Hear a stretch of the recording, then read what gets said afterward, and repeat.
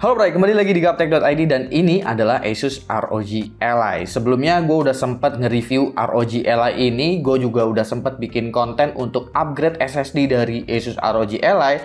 Dan kali ini gue pengen coba mainin game dengan ROG Ally ini dengan menggunakan micro SD. Sebetulnya tadinya tuh gue pingin coba untuk menggunakan ROG Ally dengan AMD Ryzen Z1 Polos, bukan Z1 Extreme. Yang ada di gue ini adalah ROG Ally dengan Z1 Extreme. Sebenarnya perbedaannya itu lumayan jauh ya antara Z1 Extreme dan juga Z1 Polos, dimana Z1 Polos itu punya performance yang bisa dibilang sebetulnya cocok apabila kita menggunakan micro SD ini, karena game yang dijalankan juga kalaupun game AAA itu bukan semacam game AAA yang berat-berat banget lah, yang kapasitasnya itu gede, yang open world dan segala macam. Tapi nggak apa-apa, kita bakalan uji juga di sini dan gue mungkin bakalan menggunakan game yang selevel dengan game AAA tapi nggak bisa dikategorikan game AAA yang berat banget kayak Cyberpunk 2077 misalnya, kayak gitu. Seperti handheld konsol pada umumnya, masalah utama pada ROG Ally adalah memori penyimpanan yang cenderung kecil ya. Kalau kalian pingin storage yang lebih gede, pilihannya itu ada dua, ya ganti storage internal, yang otomatis ribet bakalan ngebongkar ROG Ally ini dan ngebikin harganya juga tentu jadi lebih mahal. Dan terlebih lagi, pada awal-awal perilisan dari ROG Ally itu sempat heboh juga ya bahwa slot micro SD mereka itu punya temperatur yang cenderung tinggi karena deket di bagian exhaust-nya ini. Gue juga udah sempat uji dan saat itu temperaturnya memang ada di sekitar 50-an derajat Celcius, tapi itu hanya ketika menggunakan mode turbo. Apabila kalian menggunakan mode performance atau silent, sebetulnya nggak ada masalah sama sekali sih jika kalian menggunakan micro SD. Untuk koleksi game, kapasitas 512 GB dari bawaannya ini memang dirasa ngepas. Sebagian orang mengupgrade SSD-nya sendiri agar kapasitasnya jadi lebih gede, tapi sebagian orang merasa itu merepotkan karena harus bongkar pasang, lalu install ulang OS atau cloning atau backup total, yang akhirnya memilih untuk pasang micro SD. Tapi di satu sisi, memasang micro SD juga jadinya banyak yang takut karena ngelihat permasalahan si ROG Ally saat itu. Padahal sebetulnya nggak kenapa-kenapa kok, semisal kalian mau pasang micro SD. Cuma permasalahannya, kira-kira kemampuan dari micro SD itu kecepatannya cukup nggak apabila kalian mau jalanin game. Di sini gue bakalan menguji micro SD dari SanDisk, yaitu adalah SanDisk Gameplay Micro SD Card. SanDisk Gameplay Micro SD ini memiliki kecepatan baca 190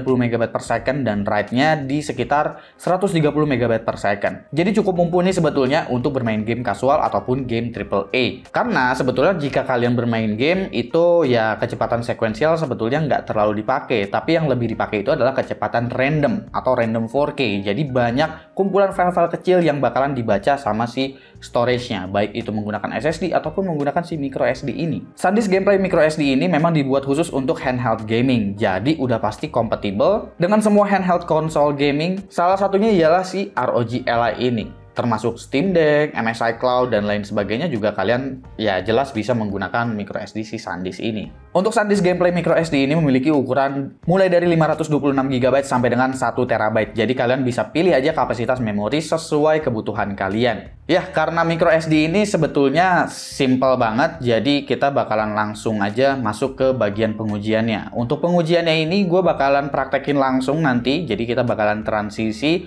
kita bakalan ngelihat semuanya dalam real world skenario, jadi nggak ada yang namanya benchmark sintetik ya untuk pengujian si SanDisk Gameplay Micro SD yang satu ini. Jadi kita bakalan transfer file, kita bakalan coba load game, kita bakalan bandingin gameplaynya kira-kira kalau dibandingin sama SSD internal si ROG Ally ini bakalan ada perbedaan apa enggak. Apakah ada stuttering, loadingnya seberapa jauh bedanya. Ya nanti kita bakalan lihat aja perbandingan itu seperti apa. Oh ya, gue juga mau ngasih tahu gimana caranya kalian bisa mainin game Steam langsung dari micro SD ya. Terutama Steam di sini spesifik karena game yang gue jalanin nanti cuma dari Steam doang. Sebenarnya simple sih, jadi ya kalian tinggal copy aja folder Steam-nya utuh-utuh gitu ya dari PC kalian ke dalam si micro SD ini. Itu nanti kalau kalian colokin ke ROG Ally itu sebenarnya udah langsung bisa jalan kok Steam-nya. Atau kalian bisa install Steam di ROG Ally, nanti untuk library game-nya itu kalian bisa langsung pilih ke si micro SD ini jika kalian mau ngedownload gamenya. Jadi otomatis kalau kalian colokin ini, Steam library-nya itu udah bakalan aktif dan bakalan langsung kelihatan di Armoury Crate dari ROG Ally. Sebenarnya sesimpel itu. Untuk launcher lain juga sebetulnya sama kayak begitu ya, karena untuk testbed PC desktop gue sendiri aja, itu beberapa SSD eksternal juga gue isi dengan game, jadi tinggal colok, habis itu tinggal jalanin launchernya, dan udah bisa jalan kayak gitu. Oke, langsung aja kita mulai ya ke pengujiannya untuk si SanDisk Gameplay Micro SD ini, untuk kapasitas 512 GB. Oke, sekarang kita bakalan nguji si SanDisk Gameplay Micro SD ini, kapasitas 512 GB. Ini belum gue colokin karena gue pengen nunjukin dulu dari storage internalnya atau dari SSD bawaan si ROG Ally ini ya. Nanti bakalan ada dua game sih yang gue uji, yaitu adalah Dragon Ball Z Kakarot dan juga Story of Season untuk game ringannya. Tapi Story of Season-nya nanti bakalan dijalanin di micro SD-nya langsung sini. Jadi untuk perbandingan yaitu adalah si Dragon Ball Z Kakarot. Karena DBZ Kakarot ini dia agak-agak open world, tapi gamenya sebetulnya juga nggak berat-berat banget, cocok untuk handheld seperti ini ya. Gamenya juga nggak terlalu berat.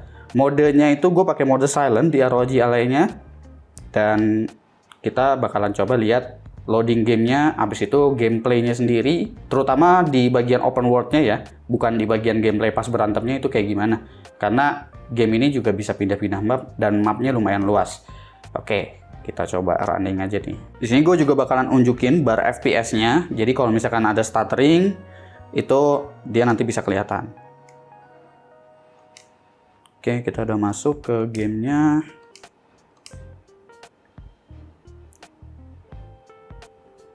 Cepet ya, loading sistem datanya cepet. Kalau itu kan downloadable content ya nggak dihitung lah. Oke, kita langsung continue. Kita coba load di sini, auto save-nya aja. Dan gue bakalan pakai map yang ada di West City karena itu yang paling banyak objek.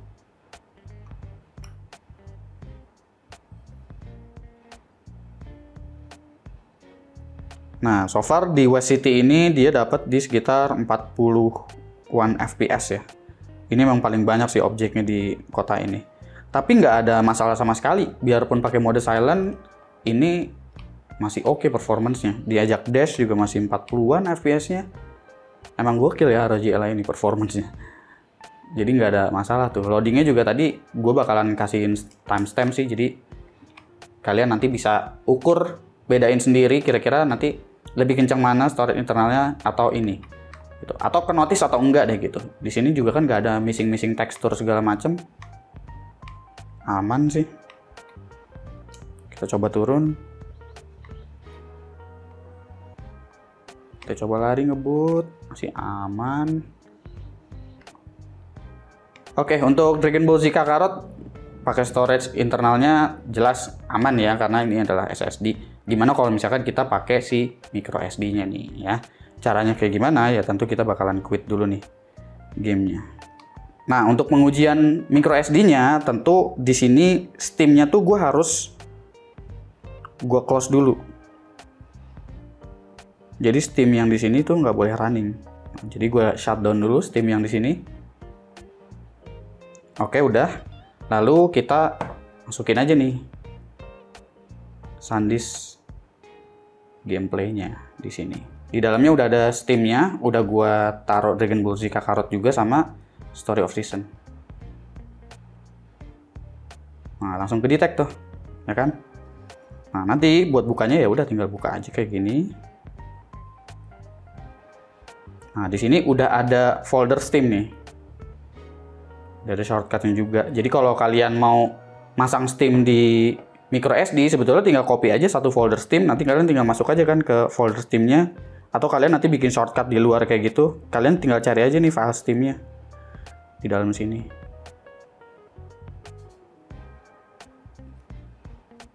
Ntar tinggal dibuka deh. Nah, ini kita udah login, ada checking update dulu di awal-awal. Oke, kita udah masuk ya ke Steam-nya ya. Ini Steam-nya masih mode desktop nih dari tadi. Gue memang lebih biasa pakai mode desktop ini karena store-nya tuh lebih enak dilihat gitu. Kita play aja nih. Sorry. Kita langsung play Dragon Ball Z Kakarot. Oke, udah masuk ke gamenya. Kita coba lihat loading-loadingnya ya.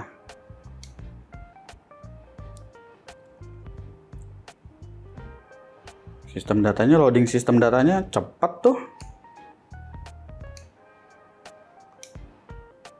Nggak berasa ya. Kita coba continue, kita langsung load nih ya mapnya. Loading.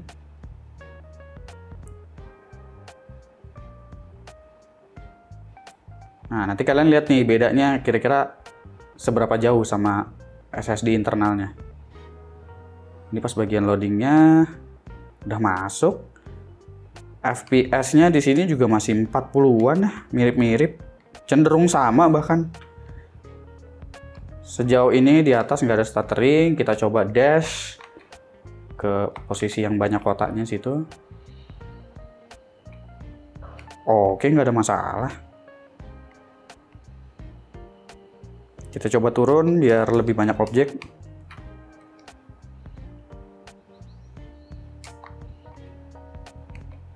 Kita coba dash.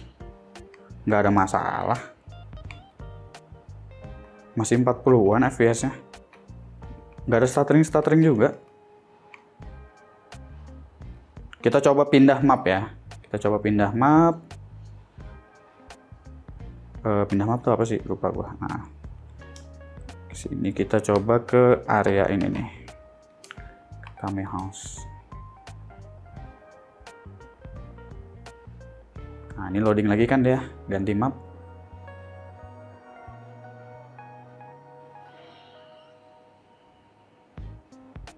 Masih oke ya.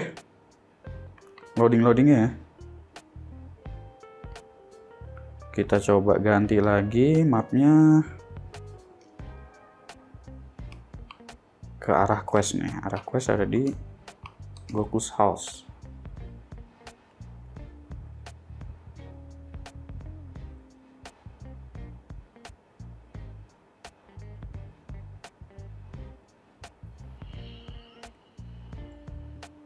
Ini masih oke loh.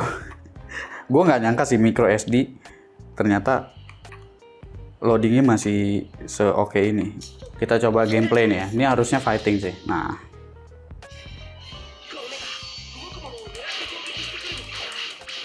nggak ada masalah ya gameplaynya juga. Biarpun gameplaynya jedar-jeder gini.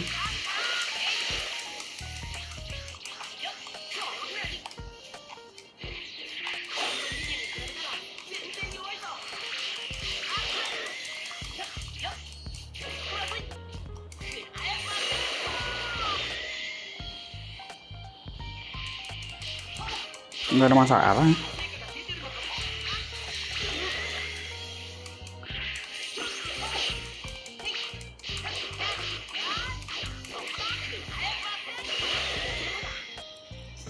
Aman ya untuk game sekelas Dragon Ball Z Kakarot, bisa dimainkan, loadingnya oke, gameplaynya juga oke. Kita bakalan ganti game ke Story of Season. Ini dia defaultnya kenapa nggak full screen gini ya, Story of Season. Display setting ininya jangan window, full screen. Nah, anti aliasingnya high tuh ya, shadownya juga high. Sini gue RSR pakai ya. Nikmat banget udah ini. Coba kita pindah set, langsung masuk. Aman ya so far ya. Oke lah. Kita exit.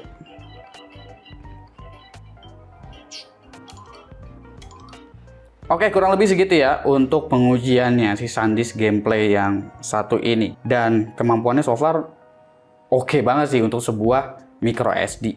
Terutama untuk dipakai main game sih. Karena semisal dipakai transfer file, ya transfer filenya dia bakalan mentok di 190 MB per second atau 130 MB per second untuk kecepatan tulisnya. Kurang lebih seperti itu, dan kita masuk ke bagian kesimpulan. Oke, kurang lebih segitu ya pengujian gua untuk ROG Ally menggunakan micro SD. Dan menurut gua micro SD memang bisa jadi solusi storage tambahan untuk handheld gaming seperti ini. Karena praktis, nggak perlu bongkar, tinggal plug and play, kelar. Kecepatan baca 190 MB per second dan tulis sekitar 130 MB per second sebetulnya cukup, karena kebanyakan game juga menggunakan Reno 4K alias aksesnya itu file-file kecil yang jumlahnya banyak. Bukan satu file besar yang nantinya bakalan kepake sekuensialnya. Catatannya adalah pastikan bukan menggunakan mode turbo jika kalian menggunakan ROG Ally dengan Z1 Extreme. Lalu jika kalian mainin game AAA, pastiin juga koleksi gamenya yang dimainin itu ya game-game kasual atau game arcade yang nggak terlalu banyak beban lah ke storage-nya. Jadi bukan game-game macam kayak Cyberpunk 2077 misalnya, atau mungkin nanti GTA 6 gitu dimasukin. Ya speknya juga kurang cukup sih ROG Ally-nya. Intinya game-game open world yang memang mapnya itu besar lah. Jadi kalau game-game yang tadi gua tes, memang jenis gamenya itu biasanya nggak besar kapasitasnya, tapi game begini justru ya rata-rata biasanya koleksinya tuh numpuk banyak malah. Berbeda dengan game AAA yang bener-bener gede gitu ya, satu game aja bisa 100 giga, mungkin kan koleksinya juga nggak bakalan sebanyak itu yang diinstal. Dari hasil tes tadi juga kita ngelihat kalau micro SD ini udah mumpuni juga sebetulnya untuk bermain game bahkan sekelas AAA. Dengan catatan-catatan tertentu yang gue sebutkan tadi. Penggunaan micro SD ini juga sebetulnya bisa jadi lebih murah, karena memang sebetulnya harga micro SD itu tetap lebih murah daripada SSD. Tapi dari segi value gue bicaranya ya murahnya di sini, karena kalian nggak perlu bongkar-bongkar lagi, kalian tinggal langsung hot swap, colokin ke si ROG Ally-nya, dan kalian langsung bisa main. Dalam pemilihan micro SD, lebih baik menggunakan micro SD yang udah terjamin seperti SanDisk Gameplay Micro SD ini, karena udah kompatibel dengan semua handheld konsol gaming yang beredar di pasaran. Tapi pastiin kalau kalian belinya SanDisk itu belinya yang original, karena banyak juga nih barang-barang imitasi dari produknya si SanDisk ini. Jadi kalau kalian tertarik menggunakan micro SD dari SanDisk, kalian bisa cek di kolom deskripsi. Nanti gue cantumin link pembelian dan juga informasi dari SanDisk Gameplay Micro SD ini. Komen di bawah menurut kalian gimana untuk pengujian ini. Jangan lupa subscribe, gue Suki, dan seperti biasa, sampai jumpa di lain kesempatan.